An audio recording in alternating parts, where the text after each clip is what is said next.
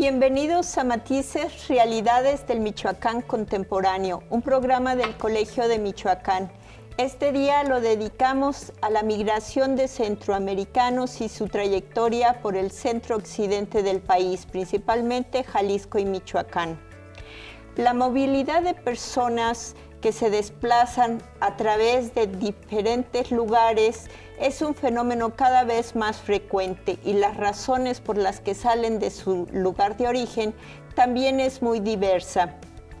Las estadísticas de las que disponemos, otorgadas por el Instituto Nacional de Migración, nos dicen que los migrantes que están entrando a nuestro país por la frontera sur-sureste provienen principalmente de los países de Guatemala, El Salvador, Nicaragua, en menor número de Ecuador, de República Dominicana y de Cuba. El día de hoy nos reunimos con colegas interesados en estudiar esta movilidad de centroamericanos en México y particularmente en la región del centro occidente. Nos acompaña el doctor Casimiro Lecco, doctor en estudios rurales con especialidad en estudios migratorios por el Colegio de Michoacán, actual profesor investigador de tiempo completo en el Instituto de Investigaciones Económicas y Empresariales de la Universidad Michoacana de San Nicolás de Hidalgo.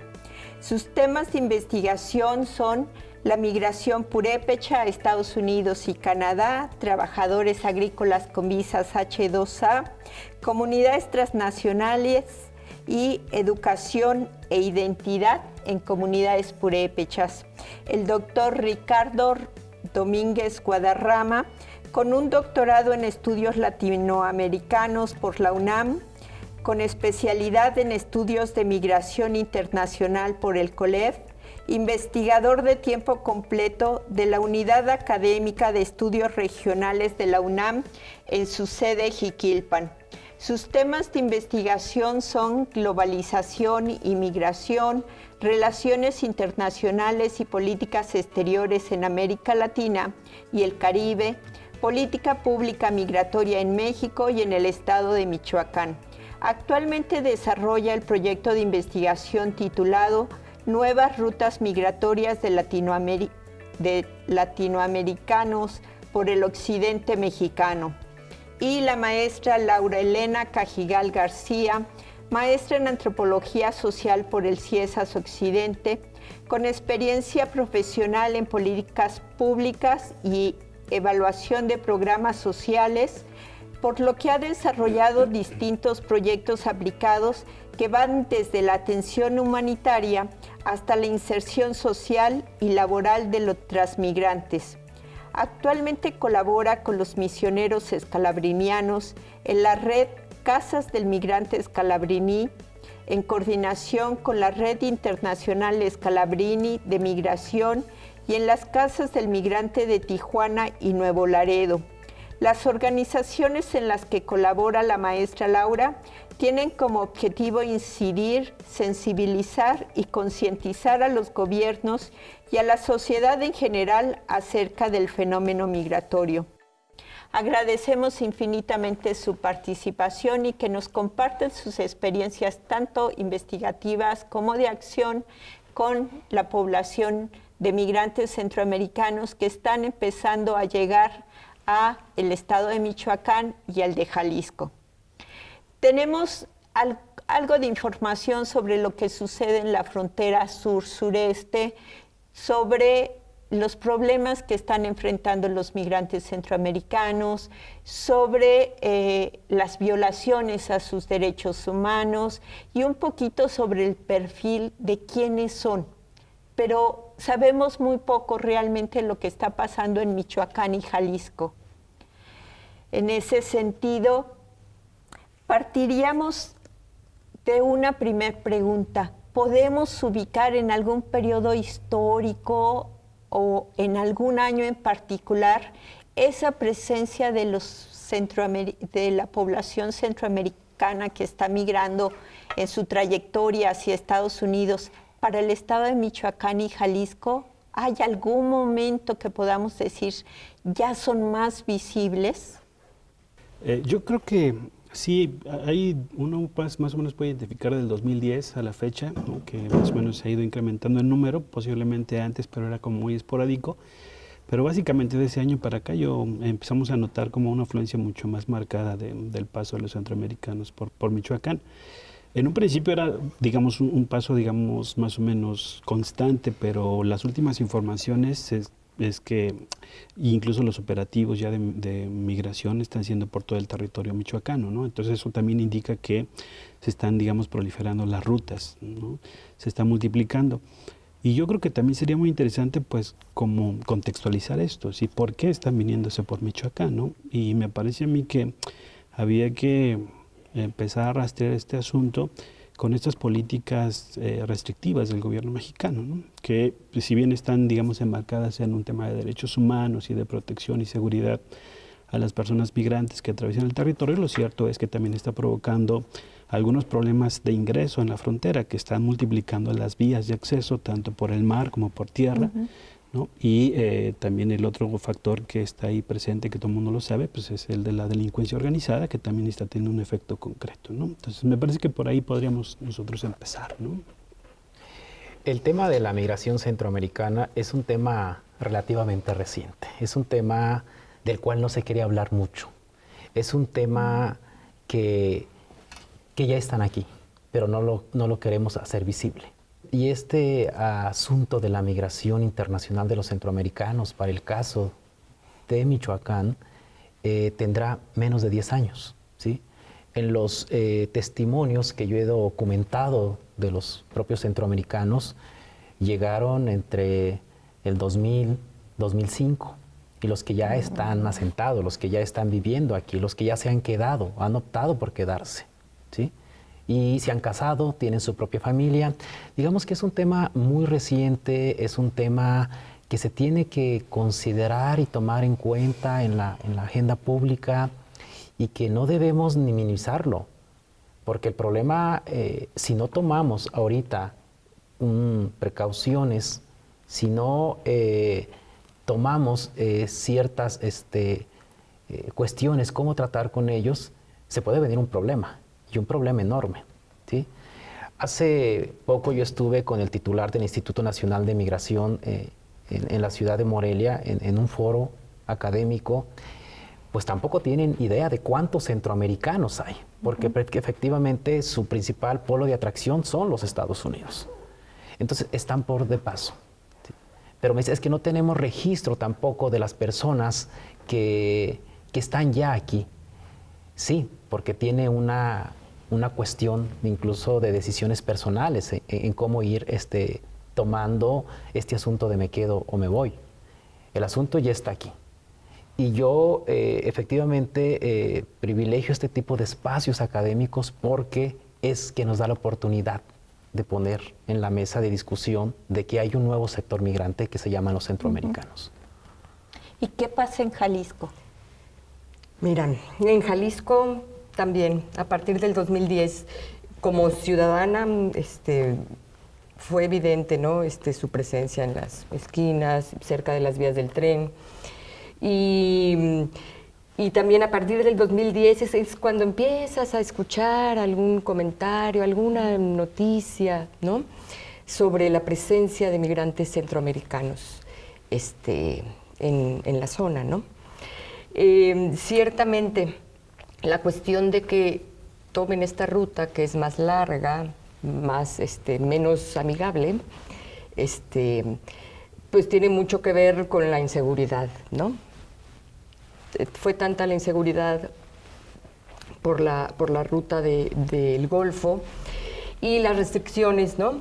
El hecho de que el Instituto Nacional de Migración tomara medidas así tan drásticas respecto a la presencia de migrantes indocumentados. Lo único que hizo fue acrecentar pues la cuestión de la delincuencia y eso, y aparte hacerlos más invisibles, ¿no? el hecho de tener que buscar rutas más escondidas, digamos, los hizo más invisibles. Entonces se habla de que por el 2010 se calculaba que pasaban 10,000 migrantes centroamericanos por la zona metropolitana de Guadalajara. Los que no se ven, ¿cuántos más pueden ser? O sea, yo creo que no tenemos, no dimensionamos, hay tan poca información y es tan difícil, yo diría imposible, ¿no? ¿Cómo realmente puedes llevar un conteo? Es imposible que no tenemos idea de la magnitud, ¿no? A partir de sus investigaciones o acercamientos más de acción, ¿quiénes son los migrantes? En el sentido, ¿son más hombres, más mujeres, hay niños? ¿De qué edades es la población que se está viniendo por esta, podríamos llamar una nueva ruta en su trayectoria a Estados Unidos?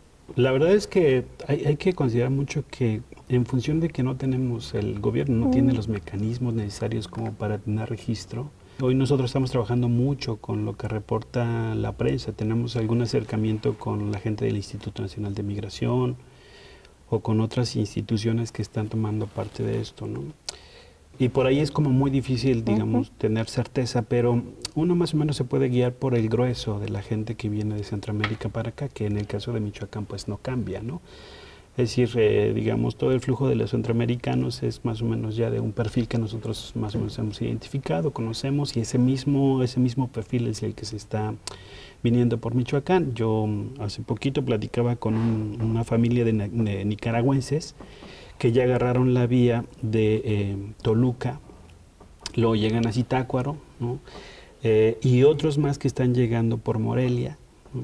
Y entonces se vienen por la ruta a Zamora, y de Zamora se vienen por Jiquilpan, y de Jiquilpan se van hacia La Barca, ¿no? Bueno, Zaguayo y La Barca, porque de ahí, según me platican, ellos tienen la intención de subirse al tren nuevamente y agarrar ya sea por Guadalajara también, ¿no? Todo lo que están haciendo es rodear, y se trataba de dos personas, de un matrimonio joven, más o menos de, no sé, te voy a decir 35, 30 años, con una bebé de unos 7 años, 6 años, ¿no? Y no es la primera vez, es decir, es un fenómeno que Jiquilpan se está notando, y digo Jiquilpan porque todo el mundo sabemos que es un lugar chico, 33,000 habitantes más o menos, ¿no? Entonces llama mucho la atención, ¿no? Y sobre estas características también igual llama mucho la atención esta parte de la política pública, del compromiso que tiene el gobierno hacia estas personas, sobre todo pensando en lo último que dice el Programa Especial de Migración, ¿no? La responsabilidad que tiene que ver del gobierno para poder coadyuvar con la salud de estas personas, ¿no? Más o menos es como lo que nosotros hemos visto por este lado, ¿no?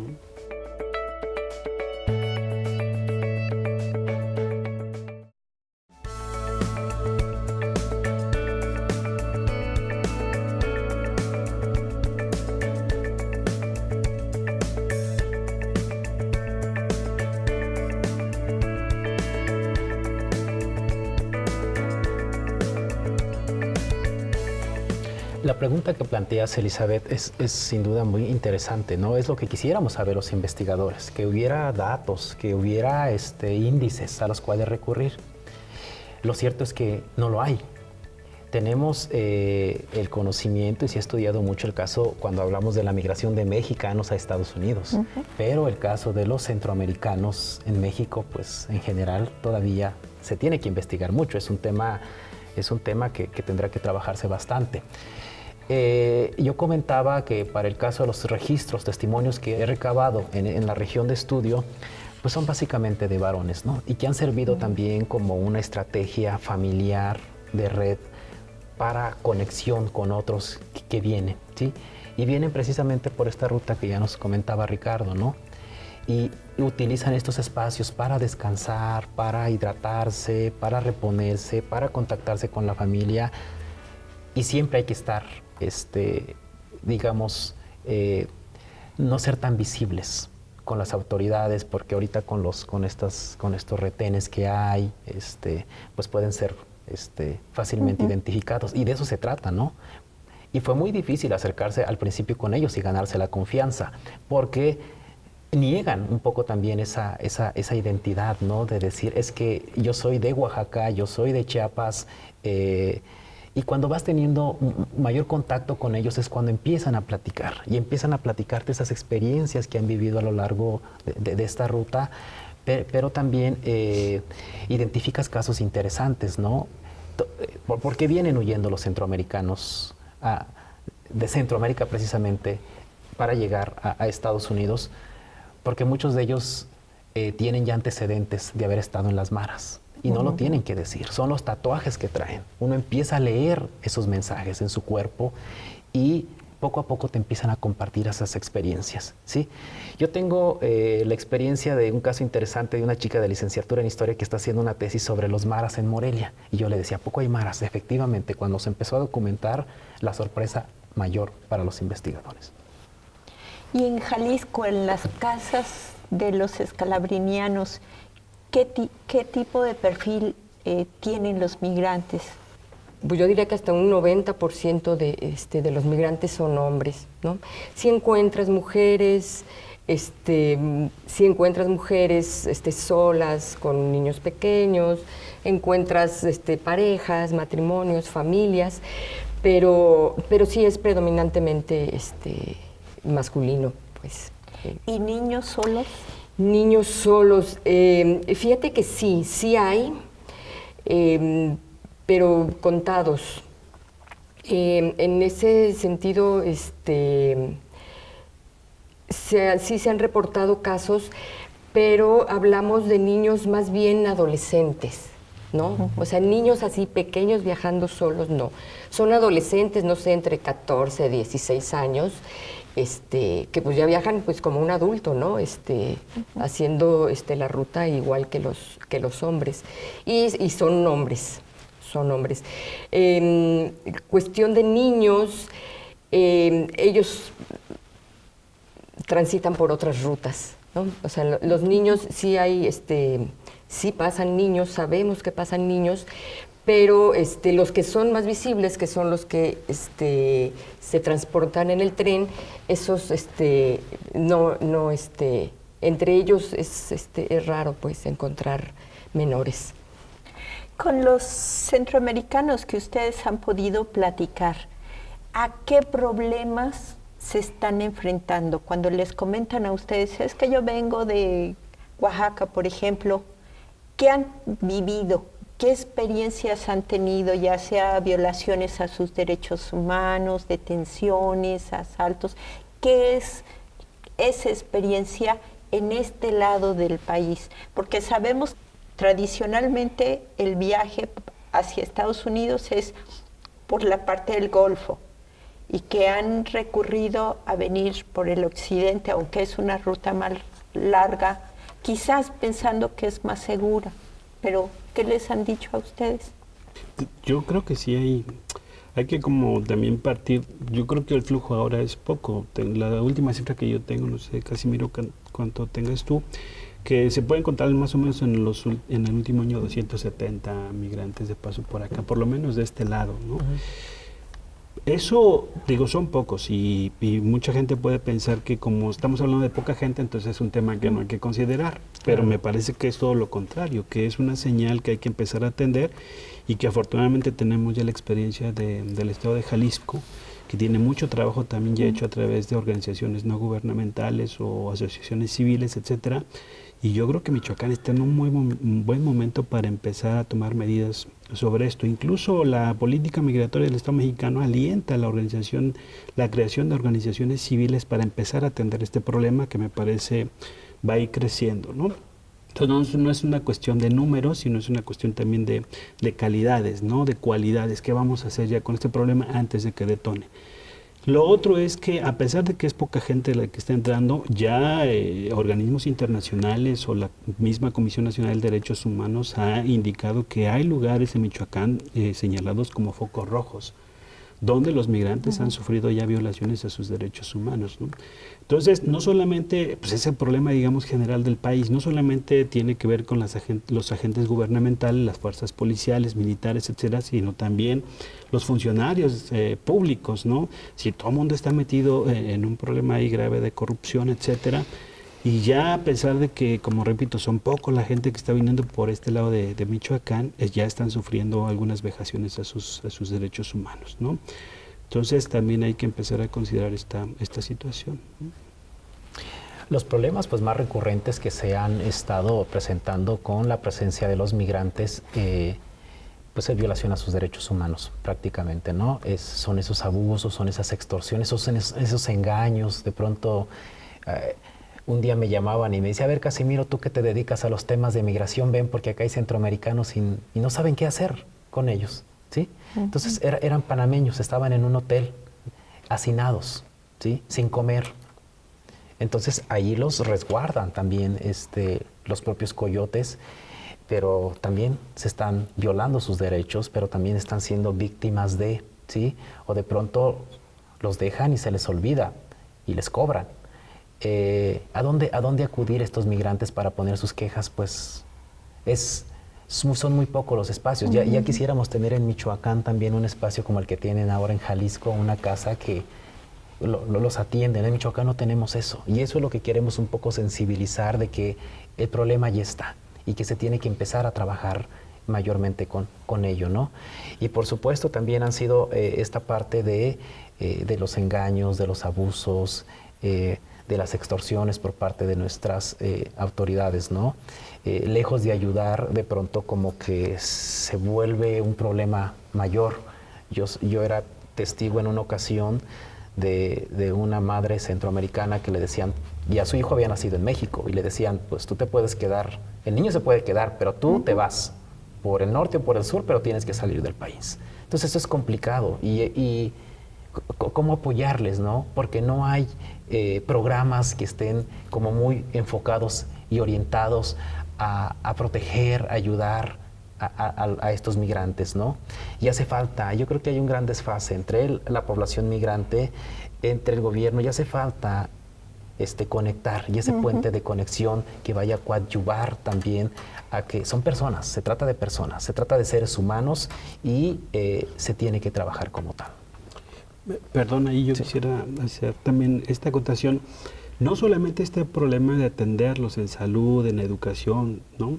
Sino también hay como problemas, digamos, un poco ocultos socialmente, porque existe la experiencia de que los migrantes, un poco para juntar dinero, para resguardarse un poco, para comer, pues empiezan a trabajar en los giros negros, ¿no? En los bares, ¿no? Empieza la prostitución como una forma de sustento temporal, etcétera.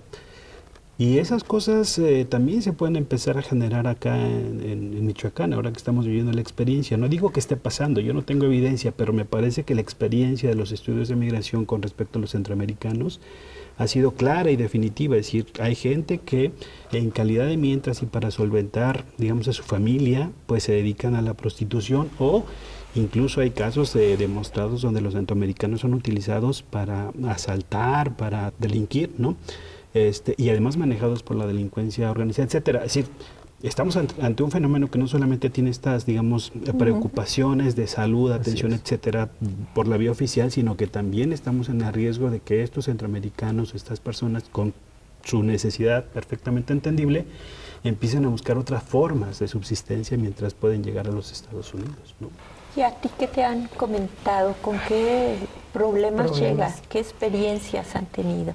Como lo que quieren es pasar inadvertidos, no se atreven a denunciar y eso no. Pero sí, durante todo el trayecto sabemos que son víctimas de abusos, extorsiones, derecho de piso en la vía, que hasta los zapatos, ¿no? les roban.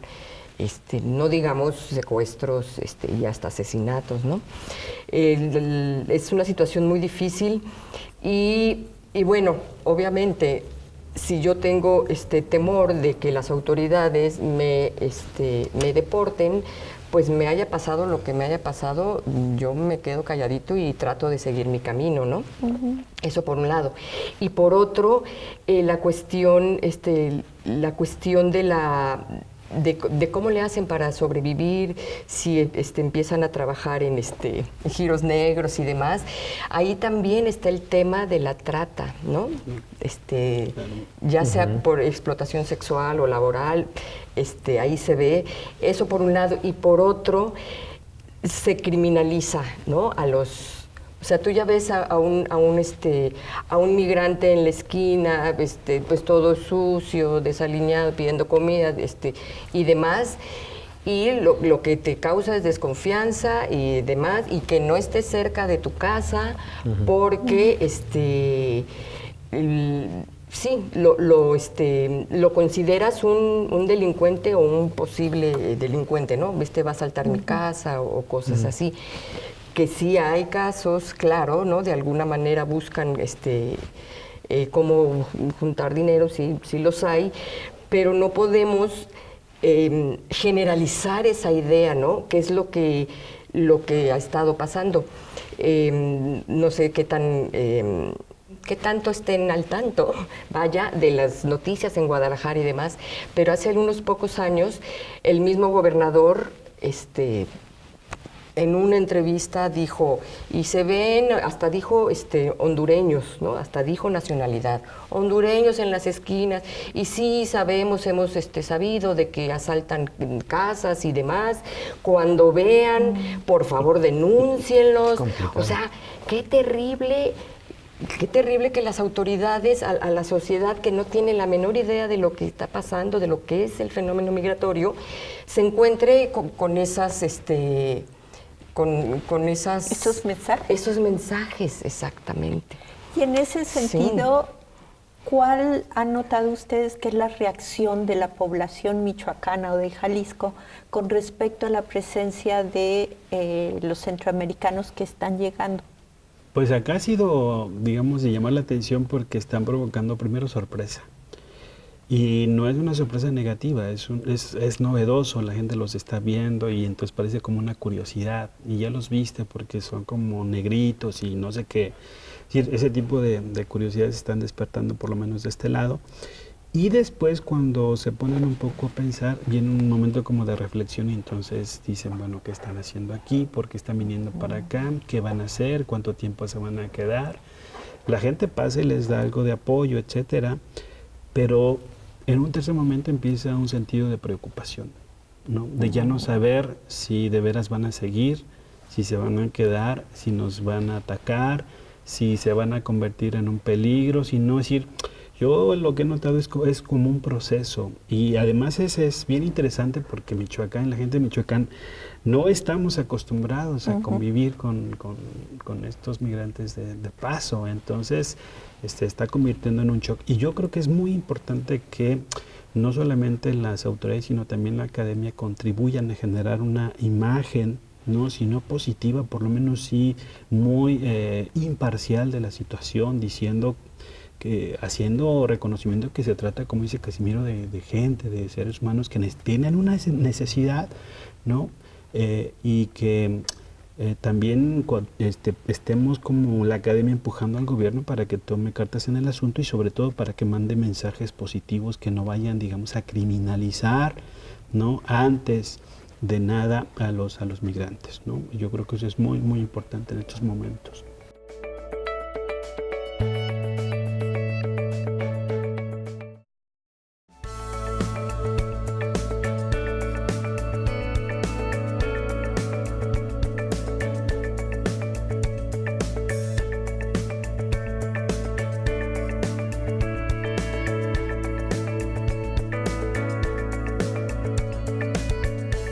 A mí lo que me preocupa un poco es que haya tan poca cultura todavía, hablo del caso Michoacán, sobre la presencia de estas personas, llámese migrantes centroamericanos. Y yo creo que tenemos que asimilar pronto ya el hecho de convivir con este tipo de personas y compartir el espacio, ¿no? Y que esa política pública también ponga mayor atención ya en los centroamericanos, ¿sí? Yo decía, ya están, ¿sí? Yo el caso más evidente que tengo, que he vivido, ¿sí? Y que se te pone la piel chinita cuando te platica la historia, es el caso de una chica de 19 años que trabaja vendiendo flores en las afueras del Panteón Municipal de Morelia. Y ella al principio se decía que era de Chiapas, pero no, ella cruzó la frontera de Guatemala acá, la violaron, tuvo su bebé, y gracias a la generosidad de una familia chapaneca, la niña se creció con ella, con esa familia. Pero ella, por alguna otra razón, porque su mira es Estados Unidos, pues vino con las redes y llegó a Morelia. Entonces está siendo explotada porque está trabajando de 8 de la mañana hasta 9 de la noche, la encargada de abrir y de cerrar. ¿Y cuánto le pagan? 100 pesos, ni siquiera 120, que ella lo que alegaba. Tiene 2 mudas, tiene 2 cambios, ¿sí? ¿Y cómo le hace para llevar? Y ella no sabe si cuando regrese a Chiapas le vayan a regresar a su niña o no. Hay que ver también qué está detrás de toda esta parte, ¿sí? Cuando a mí me platicaron esta historia, yo fui a conocer a esta chica, uno trata más o menos de orientar, pero los casos son difíciles, ¿no? Y a dónde acudir y hacer todo este tipo de denuncias. Dice, no, yo prefiero así porque tengo para comer. La única gran ventaja es que le daban de comer, le daban las 3 comidas, ¿sí? Pero pagarle 100 pesos a la semana a una persona, eso se llama explotación. Sí. ¿Cómo ha reaccionado la población de la ciudad de Guadalajara ante la presencia de los migrantes centroamericanos? Sí, la sociedad sí se conmueve, ¿no? Sí se conmueve de verlos en las esquinas. Hay gente que les lleva comida a las vías. Pero por otro lado, también, o sea, sí me conmuevo, pero lejos de mi casa, ¿no? Comentábamos sobre las albergues o comedores que se instalan en algunos lugares. La gente, los vecinos no están de acuerdo en tenerlos tan cerca, ¿no? Entonces, así como que, bueno, de lejos te ayudo, pero sigue tu camino además, ¿no? No pensar en que cabe la posibilidad de que decidan quedarse, ¿no? Y desgraciadamente los que vemos que hay gente que ya se quedó, nada más llegaba a descansar y resulta que ya tiene meses o hasta años. Muchos de ellos terminan en situación de indigencia, ¿no? Ese es otro tema muy interesante, ¿no? Saber en qué condiciones, o sea, tema que desconozco, en qué condiciones se vinieron de su tierra, de su país, que terminan en la calle aquí, ¿no? También es una situación así muy dramática. Pero bueno, yo creo que cada vez se está haciendo más conciencia, pues, de su presencia, de que no son criminales y de que, bueno, debemos de reaccionar de la mejor manera y bueno, apelar a nuestro sentido común, ¿no? Yo creo que ahí tenemos como una coincidencia con Jalisco, porque Michoacán y Jalisco son estados tradicionales de expulsión. Entonces pasa algo como muy curioso. Somos lugares donde estamos acostumbrados a que la gente va a Estados Unidos y viene y no, es como una cotidianidad sobre todo para este lado de Michoacán, ¿no? Pero no estamos acostumbrados a ver a los migrantes. O sea, es curioso, somos migrantes, pero no estamos acostumbrados a ver a otros migrantes, ¿no? Y yo creo que eso lo compartimos también con Jalisco un poco, y ahora habrá que ver qué pasa con esta simbiosis de decir, bueno, pues yo sí soy camino, me voy, regreso, estos cuates vienen por lo mismo, y entonces cómo me relaciono con ellos, ¿no? Por ejemplo, ¿no? Pensando en la región de los Altos de Jalisco, que tiene una tradición migratoria, bueno, muy amplia, ¿no? Histórica. ¿Quiénes están trabajando el campo? Migrantes del sur, sureste, ¿no? Chiapanecos, oaxaqueños y demás, y no son bien vistos por la sociedad alteña, ¿no? O sea, la mayoría de la gente joven, trabajadora, migra a los Estados Unidos y no ven con buenos ojos a los migrantes connacionales del sur. Sí, es todo un tema. Sí, claro. En Yurecuaro tenemos esa experiencia también, acá en Michoacán, ¿no? Sobre todo gente de Oaxaca. La Casa de Migrantes de los Escalabrinianos atiende también problemas de salud o solo es como una especie de albergue o cómo funciona? Mira, La que está en Guadalajara. La que está en Guadalajara. Bueno, la vocación de las casas del migrante que tenemos en las fronteras es de albergue, ¿no? En este caso, nosotros sí detectamos que hacía falta, ¿no?, un espacio de atención prolongada y especializada, digamos, ¿no?, para atender a migrantes víctimas, a migrantes con problemas de salud, que sufrieron accidentes. Pensamos en mujeres, ¿no?, embarazadas, a punto de tener a su bebé o con un embarazo riesgoso. Pensamos en tantos accidentes que hay, tantos mutilados que bueno, en Guadalajara es, si tú haces un recorrido así por las avenidas principales, podrías así, uno, dos, de los mutilados que encuentras, pidiendo en las esquinas, ¿no? Entonces, esta casa es así como de poquito, pero de calidad, ¿no? 10 personas nada más, pero atenderles todo, si es de salud, si es legal, si es de cualquier índole que sea su problema, atención psicológica. Es un espacio para una estancia de amplio término, pues, ¿no? No como los albergues, que puedes estar 1 o 2 días y tomas fuerzas, te alimentas, te bañas y sigues tu camino. No. La vocación de esta casa es esa.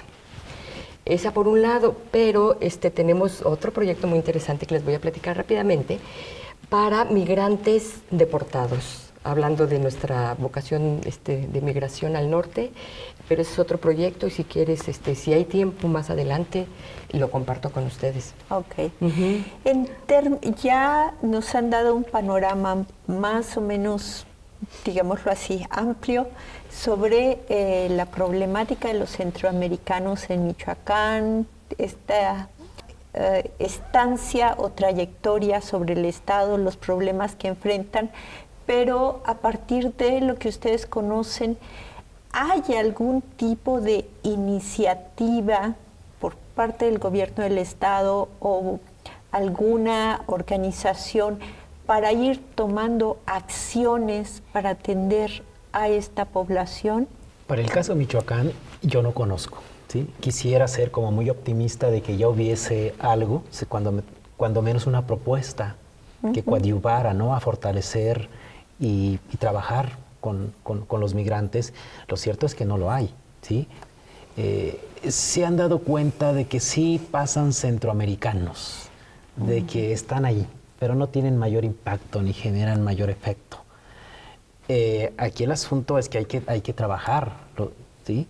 Y la migración también viene del sur y está pasando por nuestro estado.